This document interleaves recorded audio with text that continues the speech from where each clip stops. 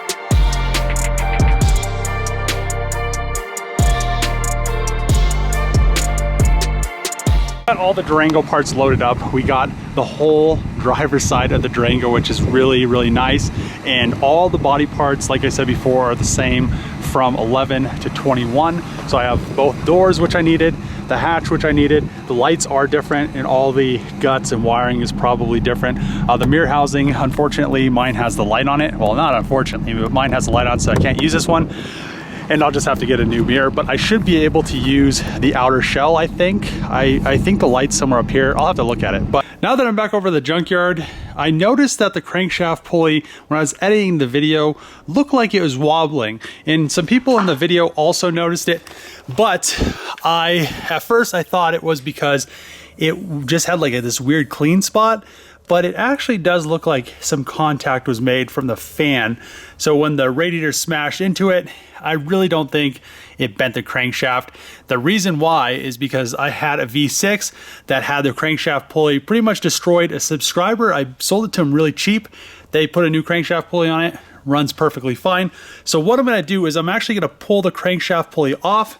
I went over to the machine shop, grabbed a dial indicator with a magnetic base so I could put that on the snout of the crankshaft. Then I'll put the bolt back in the crankshaft and turn it over manually and make sure the run out is true. If I have any issues though, that means, you know, I'm kind of worried. There is that little bit of, you know, doubt in the back of my head because it did have a little bit of contact right here, but the contact that was made was plastic. So I don't think that would have bent the crankshaft, but you know, weird things have happened. So let's get this crankshaft pulley off of here and do a run out on it, and hopefully everything is okay with this engine.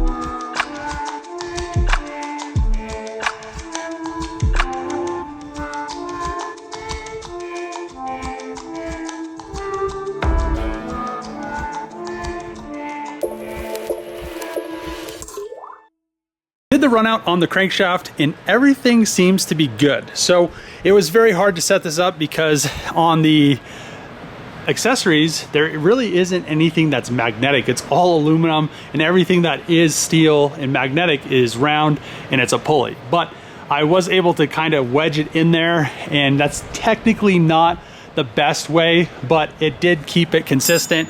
And we didn't really, as you guys saw, there wasn't very much play, and as you can see on this gauge, it's reading a very fine amount. So I don't think there's any need for concern for this crankshaft. I don't think that we're gonna have any issues later on down the road or now or anything. But the issue with these crankshaft pulleys and all crankshaft pulleys, it did take a little bit of damage from the fan. I really didn't think it was gonna be a big issue, but, well, and then I damaged it pulling it, but it was already bad, so it really doesn't matter.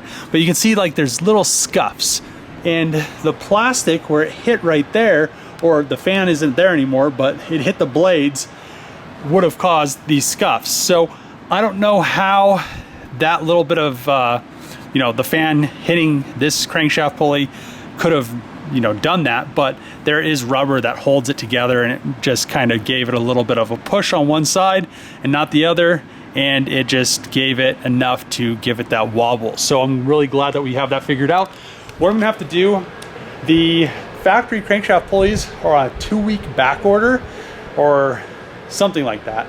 So I'm gonna order an aftermarket one, since I'm gonna go dry some anyway, and then I wanna pin in the crankshaft to the pulley, because these ones are not. They're just in there, bolted on.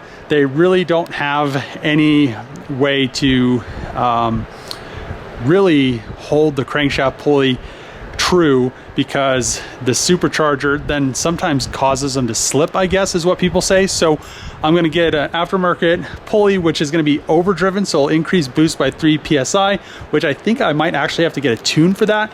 And then I'll have a new crankshaft pulley, and then I'll have all the stuff. So once I go dry sump, it just bolts to that crankshaft pulley, and we'll just kind of go from there, and then we can put all that stuff together. But what I'm gonna do now is I'm gonna throw the radiator support and all that stuff that I got from the other junkyard on this and get her looking a little bit better so it doesn't look so messed up. I might throw this fender on here, or the fender on here. Actually, I don't have the fender. I probably, you know, probably don't need to, but I'll get all this kind of buttoned back up, get the washer bottle back up there. And I think all of these pieces from the Durango I could keep. I don't think any of them were damaged, so they look a lot better than the other thing, but I'll get that big round hoop radiator support back in here and good to go.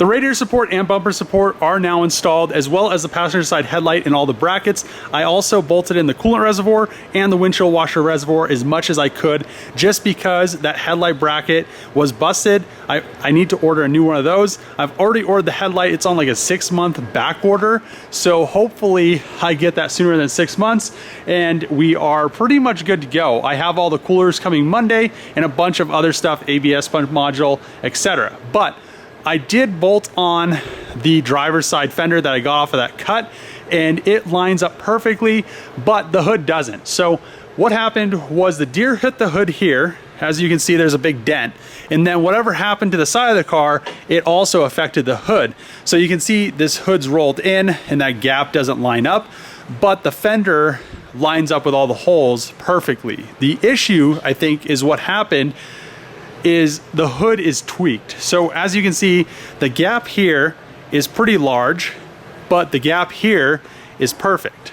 Then over here, we'll start off with the back. The gap there is the same, comes down and almost touches the fender. So I think what happened is how it got hit in 2 places, it kind of tweaked the hood, and there's no way. I've tried to line this thing up. It continues to go back to the same position. It latches, but I took the latch out just because I thought it was messing with it. Obviously it's not. So what I'm gonna do is most likely order a new hood, just take all the guts out of this hood, paint it the same color. It'll just be, I'll paint the fender, paint the hood, paint the bumper, and we'll be good to go there. But I'm just kind of disappointed because this hood wasn't that bad. I probably could have fixed it pretty easily. I did finally remove the rear door, and then I removed the front door. The rear door, it just was kind of pinched in there because this was rolled just from the accident. So I cut a hole to access the handle mechanism, but I didn't really need to do that. The door is destroyed anyway, so it doesn't really matter. But we do have the door off, as well as I'm gonna do the roof skin right now. So all I have to do is pull the seam sealer out, drill all the spot welds out, and then there is some glue on the inside. It's not really glue, it's foam. This doesn't sound like you're on the inside of a battleship, and you just pretty much heat it up or cut it with a wire, and you're good to go there. Back here, I need to take the seam sealer off here, and it's kind of strange that this roof skin goes all the way to the back. This is the roof skin. That's kind of strange. So I'm gonna, oh, there's a spot weld there, but get all the spot welds out, remove that whole roof skin, and then we'll worry about the quarter panel. Like I said before, I'm most likely gonna bust this glass because it has some deep scratches from the accident, and there's no way to get those out. But yeah, let's get to work, get this roof skin off.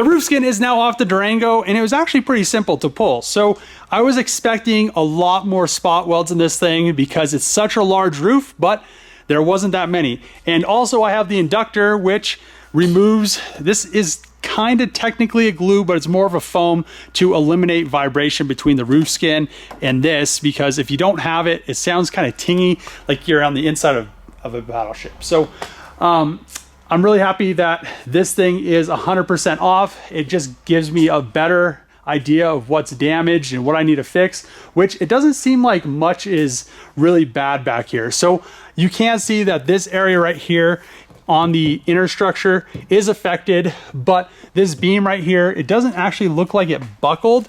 I think once I release this piece of inner structure off of it, it will straighten back out. This one doesn't look affected. And also what I'm really happy about not being affected is where the hatch bolts. So this is 100% unaffected, except for right there, which I'll be able to straighten that out once I get rid of all this.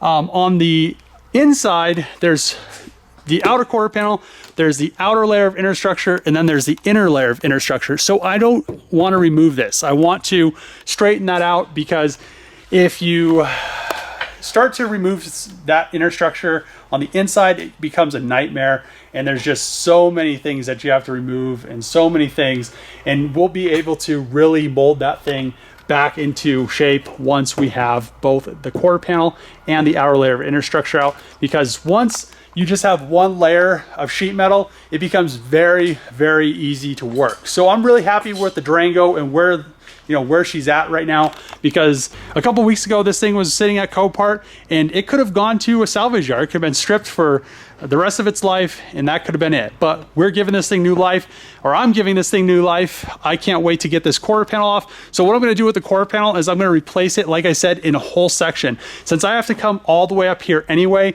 and replace this pillar, I'll drill out all the spot welds down, all the spot welds around the door. This thing will come off in one section. And that's why I was really happy that I found that Durango at the salvage yard, where I could get the whole cut of the car, because that gives me the outer skin and all the inner structure that I'll need, and it gives me a bunch of other stuff that I needed. So I'm really happy where we're at now. This thing is coming along. I can't wait to see it with the quarter panel. I really can't wait to get it running and driving. Like I showed you guys, that crank pulley was bad, but the crank is good. So we have a good engine. I'm waiting for an ATI damper. I'm also waiting to hear back from a company to see if they have tunes and pulleys in stock, because I might just turn this thing up. Why not? Because it only has 2,500 miles and it's all-wheel drive. My Hellcat, I never turned it up because it just spun the tires anyway.